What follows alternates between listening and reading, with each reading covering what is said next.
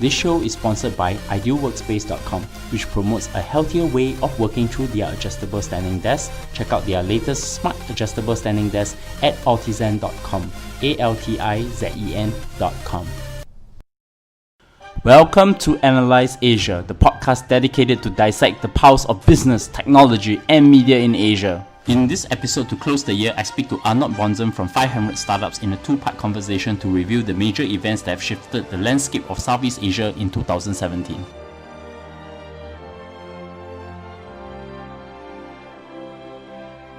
Hi Arnold. Good morning, Bernard. How are you doing? Very good, and you? Yeah, we're in Inside Business School, Singapore, right? Yes, correct. This is the end of the year, so what has it been like for you? It's been an amazing year. I feel if I benchmark 2017 against 2016, I think I've produced more things in 2016. But what is interesting about 2017 is I've worked on several personal projects also that I will release next year. So I'm quite excited about next year too. Yes, I'm pretty sure you'll be coming on my show to talk about all those projects. So I am talking to Arnold Bonzem, venture partner at 500 Startups and co-founder of Map of the Money. So if you ever want to know who are the VCs, private equity funds, and even angel investors in the whole region, you probably would have gone through the Map of the Money. And it's a project that started with someone by the name of Florent Komu and originated from the founder of JFDI, Ming Wong, right? Correct. So far we only have one angel investor on the list, Tovio Anius, but we're bringing more of them as well as accelerators and several other like vehicles of investment because we want to provide to entrepreneurs as much as possible different sources of funding, helping them to identify as fast as possible who could be the right match for them because a founder should spend time to build his product and to his customers and not about fundraising. So since our last conversation, what have you been up to? So since our last conversation, I spent a lot of time helping corporates engaging with startups, so helping them to understand what are the best tools they can have, meaning like, is it an accelerator, is it a corporate venture arm that they should set up? So this was like my main focus since our last discussion, but then I also move on a new position with 500 where now I spend most of my time with our portfolio companies, helping them to engage with corporate. So basically, after helping corporate, now I went to the other side, helping startup, helping them to sell or partner or raise or get acquired by corporates. You're here for a very hard task because I've just done a review of Northeast Asia with Shai Oster from The Information. So, of course, we were definitely needed to do the Southeast Asia review too because there's an entire region of its own. And when we talk about the Southeast Asia region, we are talking about the ASEAN countries, which is made up of 10 countries. And most likely, some of these would trickle down from China and it also goes into India. To think about this whole landscape, prior to this, we have wrote down 5 major events. In fact, one of the events we have to split into 2 parts because it involved the startups and the VCs. I think the very first event that's really shake Southeast Asia this year is SoftBank and Didi's major investment in Grab with US $2 billion. And I'm really hearing from various startups that Grab simply sucks up the oxygen in the startup ecosystem when it comes from talent war. So for every dollar they want to pay for someone to join them, Grab will just go in with an offer of 1.5x. So this is from one of the Series B entrepreneurs who I shall not name in this podcast. I think the biggest question that we all have is that Grab aspires to be the Uber of Southeast Asia. And in Indonesia, there's a company that's also up and coming, which is called Gojek. And apparently the founders of Grab and Gojek were both former alumni of the same class in Harvard Business School. Will Gojek still able to take on Grab in Indonesia, given it is the largest market in the whole Southeast Asia, and Gojek actually has Tencent's investment then? I mean, this battle is like all the ride-hailing battle, and I will also add on top of the cars all the bikes. So then it's becoming a very large battle between all those players. So far, the only global player is Uber that we can find across several markets, but also Uber have decided to stop the war in China as well as Russia, and Uber have the plan to do IPO next year. And as we saw recently, they also did a partnership with ComfortDelGro, decided to sell their rental business in US. So it looks like Uber just don't want to spend too much cash anymore. So then the question, I think also between Gojek and Grab is it Uber staying in Southeast Asia? If they're staying, are they doing a partnership with one of those two players? So this can really change the face of the game here in the region. I think then when we just look at that, I think we also need to look a lot at Didi because Didi also have stake into Grab and Didi have 12 billion in cash in the bank account now. Technically, if we look at the last valuation of Grab, where it was just close to 2 billion, is 6 billion, right?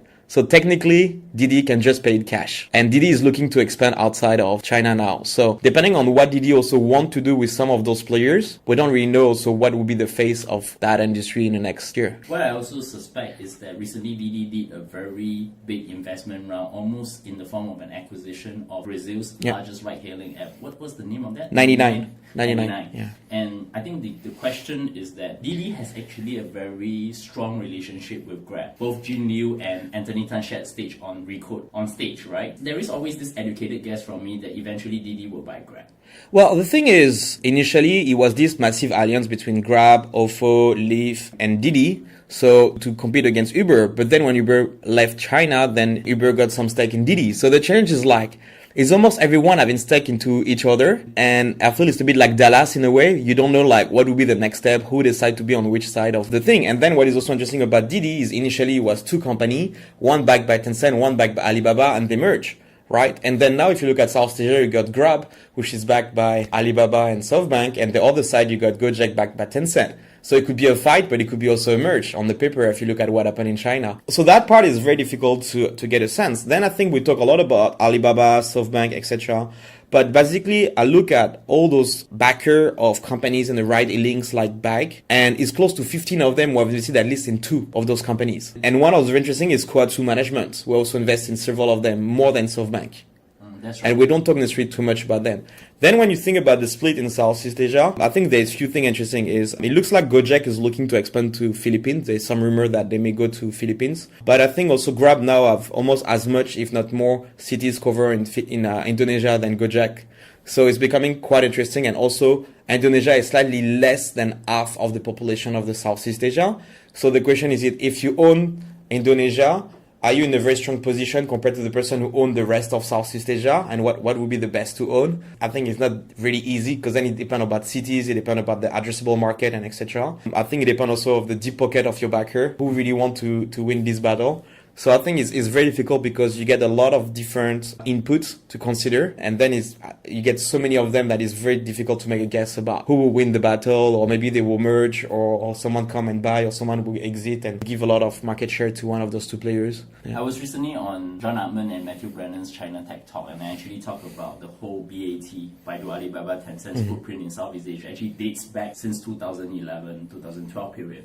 And what is becoming very interesting in terms of what is happening in China is now happening in Southeast Asia, the kind of alliances. And I always told people, if you want to think about what these guys want to do, just follow the money, because they ally with Temasek Holdings and also SoftBank in terms of what kind of investments they're doing within the region. I think you have already alluded to this point earlier.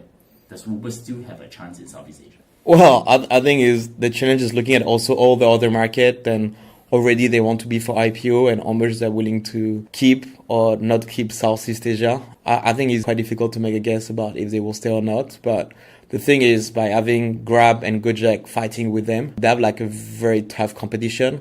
They also are Lyft doing pretty well in the US. You get Mavaki, who was before with Facebook, who joined them and really helped them on their growth. So I think they also have like a very tough competition in their own markets. Basically, they can make war with everyone around them. So sometimes they may need to settle some of them, like what they did in Russia and China. So, and I don't think so they will settle in the US. So you have 4 ride-sharing companies all over the world, and they are all owned by the same investor. Wouldn't they consolidate? I mean, this question I've already asked to Shai, and he says that, founders have egos, they don't want to merge. But Uber is no longer run by a founder, CEO. Travis is out. So, Didi could just make a play to buy Uber out. And that would be really funny, right? And Shai Auster make this bold prediction that, Jin Liu might become the CEO of Uber. So, do you think that might happen? I think now, in terms of valuation, Didi is slightly above Uber based on the last round of each of them, because SoftBank bought some share with a discount of Uber. I think it would be very difficult to acquire each other because they have more or less the same valuation. So even if they do share swap plus cash, I think it would be technically, quite difficult to be able to make that happen between those 2 giants. Except if you get 1 or 2 large backers on both sides who agree to do something, and then maybe it can help to move the thing. But I don't really see that happening. But it was interesting because it was, I don't remember the name of this company, who was like 2 wheels, and you go on top to move, like this kind of transportation tool. And the Segway, yeah. The Segway was built in the US, and at the end they ended by being bought by the Chinese version who copied them.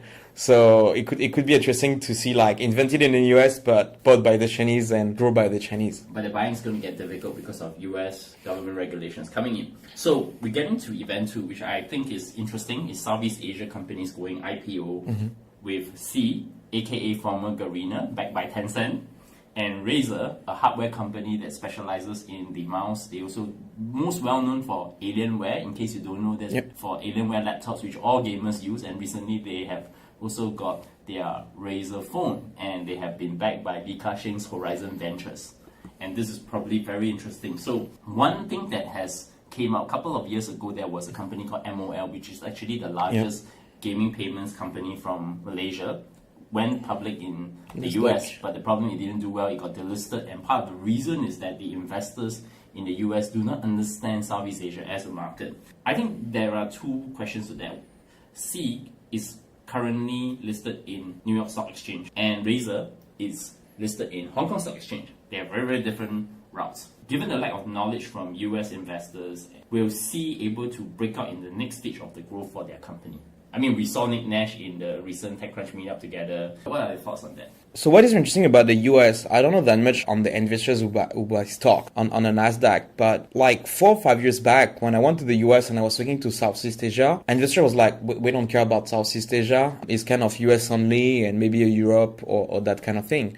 Whereas I feel for the last 1 or 2 years, when you visit San Francisco, people are like, oh, you're from South Asia, come. I want to talk to you. I want to know more about what is happening there. I know also some VC in Europe where they say that startups are going to Asia and they don't going to US. So I think it's like more and more interest about Southeast Asia and if not about Asia. And the thing is, because those markets are not growing that much and they see that the potential of those regions, I don't know for the stocks, but I feel like US and Europe are paying way more attention to Asia than they had in the past.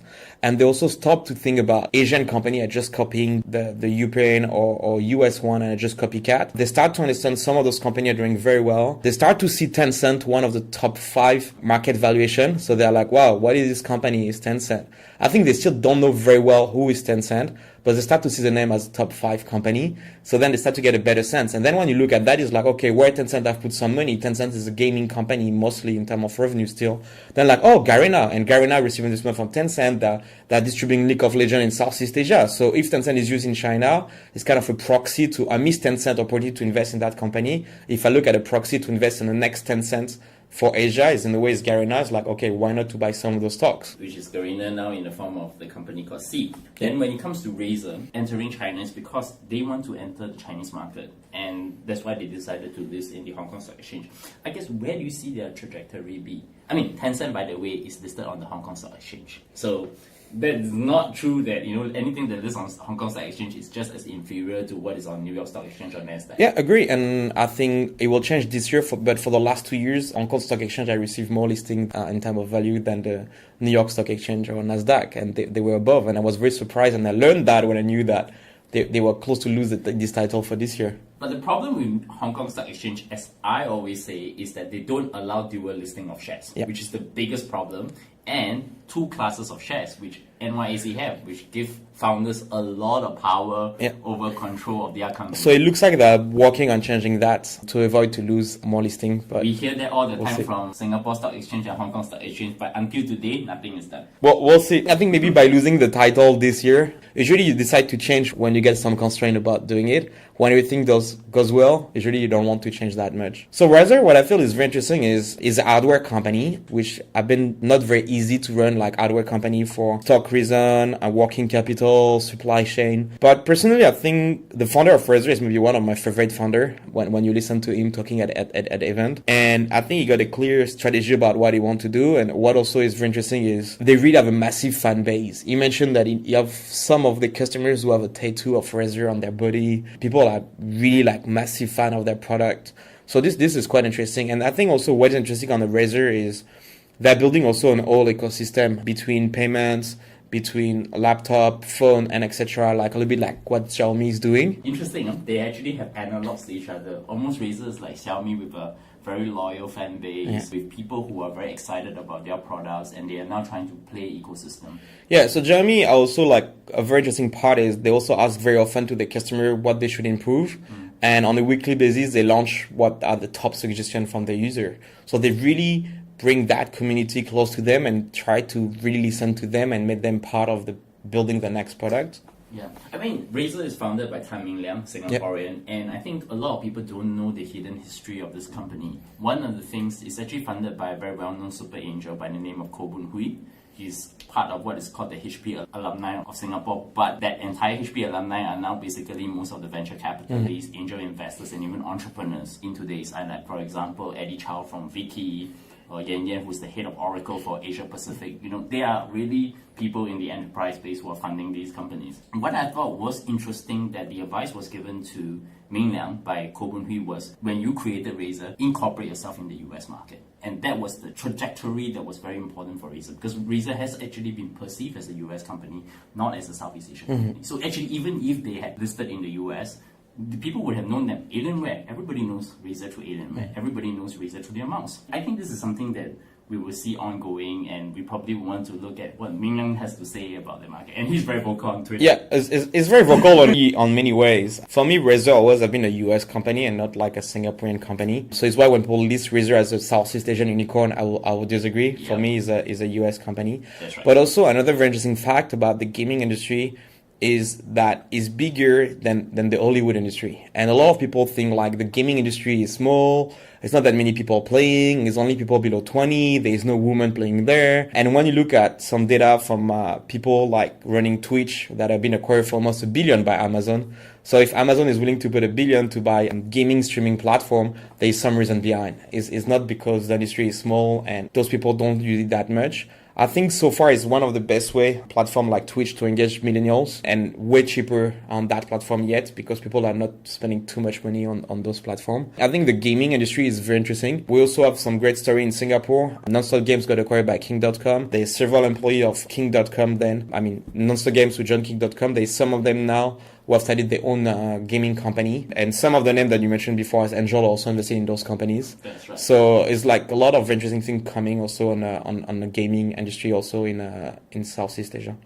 So I think for the third event, we have to break up into two parts. And I think it's very fair because there is the startup side of the story and then there is the VC side of the story. So the event 3A, which I call it, is that the Series B funding across startups in Southeast Asia for companies like Carousel, CXA Group, Smart Karma, and Shopee, they have all received it. I guess just now I've already pointed out that anytime they try to hire talent out there, Grab is just going to walk in and say, I'm going to pay 1.5x the price for that particular talent. So will the war on talent in Southeast Asia start to shift, meaning you're getting more of these corporate guys coming in? I mean, you hear that during the TechCrunch event, right? These guys were basically showing off, I'm hiring, please come and join me. I mean, everyone on that stage was talking about it. What are your perspectives? Well, I think I will honestly like split by Series B. I will say like what is happening basically is, I didn't have finished, but it's something I'm working for my third deck for Singapore ecosystem is, in South Asia, I already get like 15 startups at least who have raised more than 100 million in total. So those 15 have raised a lot of capital and it goes from 100 to almost 3.5 billion for Grab. So the thing is, you get those 15 companies with a lot of access to capital, definitely. And interesting fact, when you look at those guys, is 93% of them are based in Singapore or Indonesia. So also give you an idea about what happened in the rest of Southeast Asia, as most of the capital so far have been captured by only those two countries with basically two cities, Jakarta and Singapore. Yeah, but I guess Singapore's problem is always that the market is small, right? But the only Yeah. two things that works for them is the rule of law and IP rights. For the rest of Southeast Asia, these are non-existent. Yeah, I think it's fair. Like Singapore should play the role of being the HQ of those companies for the region, attract the top talents. Because if you go in the US or if you go in Europe and you try to attract people and you ask them, do you want to live in Bangkok or Jakarta? And they start to know about the traffic, about education for the kid, about hospitality, hospital, not hospitality. If you look then also about infrastructure, a lot of people, if they don't know the region, they may anyway pick up Singapore. So Singapore can have this magnet to attract talents. And what would happen is like Singapore have 90 plus of the 100 biggest corporate worldwide are based in Singapore on the public. So the talent are already there. When then you look at unicorn, there's above 50 unicorns from outside of South Asia with people in Singapore. So those people are already there, right? So when you look at large corporate, at unicorns and at top school like INSEAD and before like Chico Booth, they attract talent already in Singapore. So those people were already in Singapore, right? And then you get those companies who have the ability of those large startups to pay and attract those talents. So for example, I think a very good example, since you mentioned Carousel, is someone like Jajet at Carousel. Yep. So basically what happened, he worked at McKinsey, he did INSEAD. After INSEAD, he went to an unicorn. He went to Airbnb. And after helping Airbnb to grow to Southeast Asia, he joined Carousel. But this is the beauty of Singapore. It's like he came from INSEAD, then he decided to take a little bit more risk and go for an unicorn. He went to Airbnb, and then he wanted to take way more risk and go for an earlier stage company, and he went to Carousel. So I think this is the advantage of Singapore. It's like if you're already set up there for those companies, you may stay there compared to. And as soon as those companies also raise Series B, they will be across several countries in the region. So anyway, being based anywhere, it doesn't make a huge difference, especially if you don't necessarily speak Indonesian. You would just oversee the region. And the war of talent is just everywhere. If you go to, I was like last week in Nepal, people always complain about talent, but I never found an ecosystem where someone tell you, hey, I have too much great engineer knocking on my door. Do you have job for them? I don't know anyone saying there's too much people. You know, I actually agree with you with this. This is one of those counterintuitive things that I tell people, just shut up about this whole talent problem. If you really don't have it, go and create it. I mean, some people don't understand. Today, Singapore had one of the highest GDPs in the world, and literally it was a fishing village 30, 40 years ago, 50 years ago, to be exact. And what happened was we trained our people. Today, our education system is the best in the world. Like the US, France, they're all using Singapore math as a teaching system for their kids. So don't stop having this whiny behavior about, oh, there's not enough talent. There is enough talent. It's just whether you want to willing to invest in talent. And I think that... And you get also some great initiative, like, for example, you got General Assembly, who's also doing some training. Of course, it's not like a 3 years or 5 years degree, but also Singaporean can get also some kind of grant to be able to go to those training and learn new skills. I think I saw someone at Gojek who, after doing a data science class at General Assemblies and joined Gojek, for example. So there's different ways that you can bring those kind of talent in a region and you can train them. To go back about company who have raised those Series B round, if you just look also, only in 2017, company who have raised round above 25 million is close to 20 of them. And this is is between A, B, C, because you get companies who have raised Series A at 50 million, like Singapore Life, for example. So basically, when you look, you already get those 15 companies who have raised more than 100 million, and then you get 20 with a massive overlap between the two who have raised 25 million and above only this year. So it starts to be a lot of money around, but I think it's good also because this means you have also the budget and start to have the brand for some of those startups to attract top talent from all over the world. And it's not that easy because I suspect one of the reasons why Amazon took so much time to launch Amazon, the e-commerce part here in Singapore, is maybe because they got trouble to attract the top talents in a region to be able to manage that kind of expectation they may have in terms of time of delivery and logistic, etc. for Singapore. And which is basically the easiest market in Southeast Asia, I suspect, in terms of logistic. I'm in the midst of transitioning to my next role, so I can talk a lot about the logistics and e-commerce space and why Amazon's having that much problems, but that's not for another day. I just want to ask the next question. How are these companies going to prove their valuations for their next stage of funding in Series C? I think the challenge that they may encounter at Series C or even if B, depending on where they've been before, is that in Southeast Asia for now, you get a pretty good, across most of the countries, but not all of them, you get a pretty good seed stage in terms of number of investors and quality. I will say the same for Series A. But as soon as you go to Series B, if you ask most of the people, they will maybe be able to mention only one name, which is B Capital. I mean, pretty good branding since it's B Capital, right? But you wouldn't get that many other names mentioned. So the challenge is like from who you will raise first. And it's not that many investors who will do Series B onward in Southeast Asia. So then you may need to go to, hopefully, if you get lucky, maybe you already get Sequoia as an investors and they're willing to take the all new rounds or a large part of it with your current investors. So you do just an internal round. Or maybe you need to look at corporate like Alibaba, Tencent, JD.com on the Chinese side, or maybe getting someone like SoftBank on the Japanese side, or some corporates from the US. Some US corporate also LPs in some of the fund here in Southeast Asia. You also got Naspers who are doing several investment in Southeast Asia. People don't talk so much about them. I think people talk a lot about Beidou, who so far didn't have done that much in Southeast Asia. That's right. Where Naspers have done, I suspect, more, and nobody talk about them. And they're coming from South Africa. Let's just add something. Naspers have been one of the biggest investors in Southeast Asia, and also they owned a very significant chunk of Tencent. Yes. And there's no one. Exactly. Basically, their stake in Tencent basically, I think, forms at least a quarter or 1/5 of their balance sheet. If I'm not wrong. I think the value is more than that. Yes, that's right. So basically, it's a bit the story. Like at one point, like the value of Yahoo was slightly below that their stake in Tencent. In Alibaba. Naspers and Tencent is a bit the same story. Same story, but as well Alibaba less and known. SoftBank as well. Yeah. That's right. Coming to this, which is actually the B part of that conversation on the event tree, is that all the VCs in Southeast Asia have actually successfully raised their second funds. NSI, Golden Gate, Jungle Ventures, etc. But the year before that, Vertex Ventures, which is actually a subsidiary of Temasek Holding, actually already raised a very, very big fund. I think it's almost to the range of US 500 million, and they have to deploy all this capital in the next 3 to 5 years.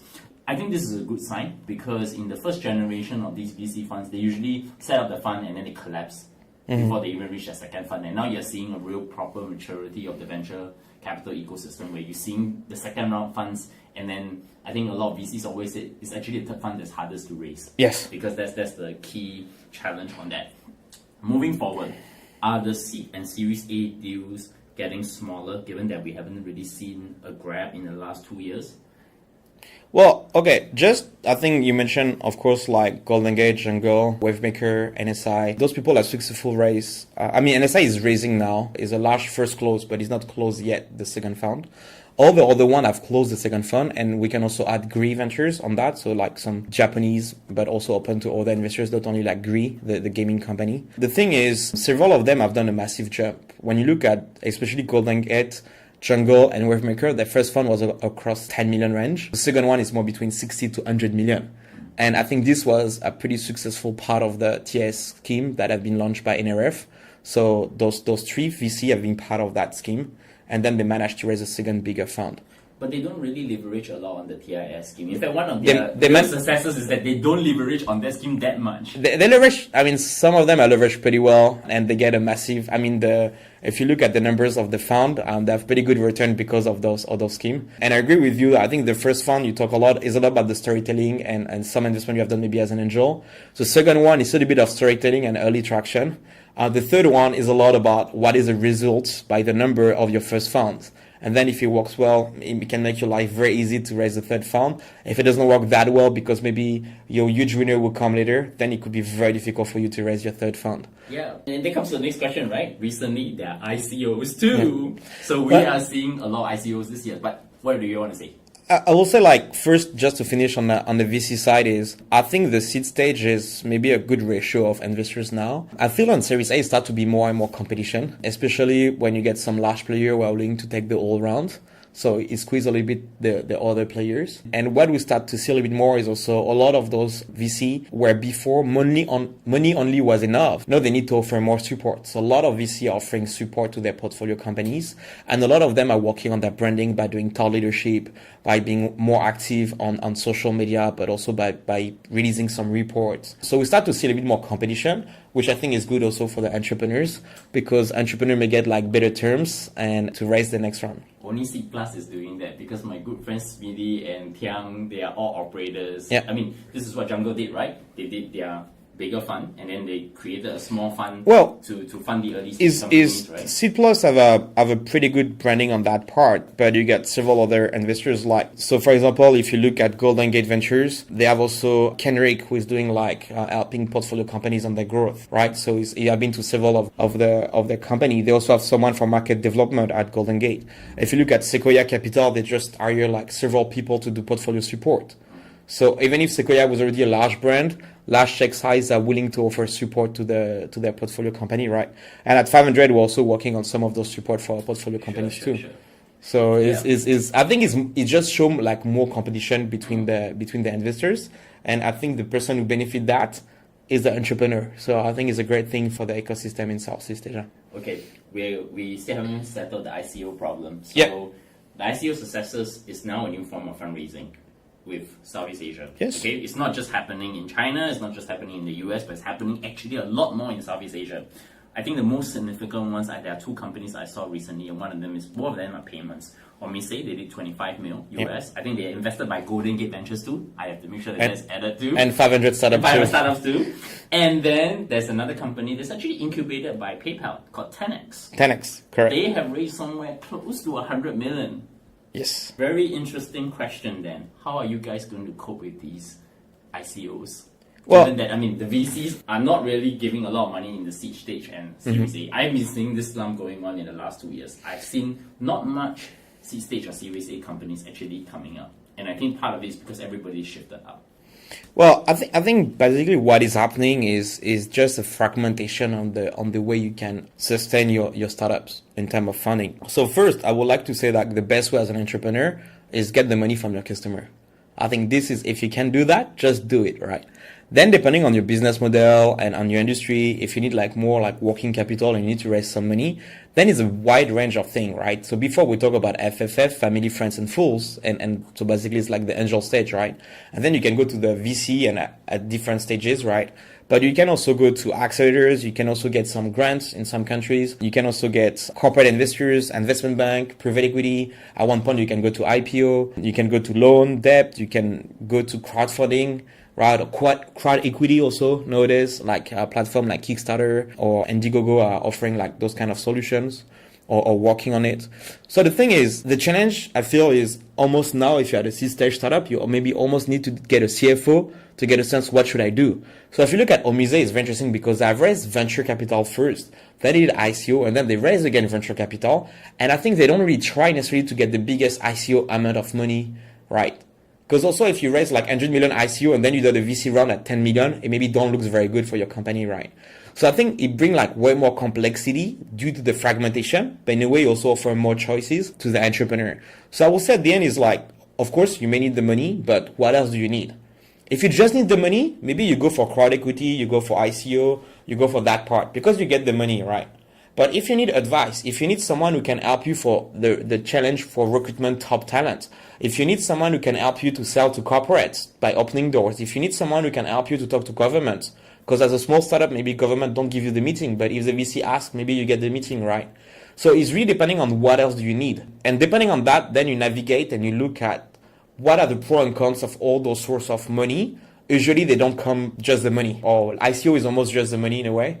But if you need advice and other things, they don't help you on that part. So I think in a way it's like if you are, let's say, a dumb VC who just offer money, then ICO may kill you. But if you're a great VC bringing a brand for the entrepreneur, helping them and offering them support, I think then the top VC will survive. So I think ICO may remove the less good VC from the map. The best part of having Arnold on is actually to get a lot of data and numbers, and I think I wouldn't be doing him a lot of justice if I actually put all this into one episode. So what I'm going to do is that we still have 2 more events and some predictions. We're going to hold it to the next episode, and we're going to come back and we're going to have that conversation again. Sure, it was a pleasure, Bernard.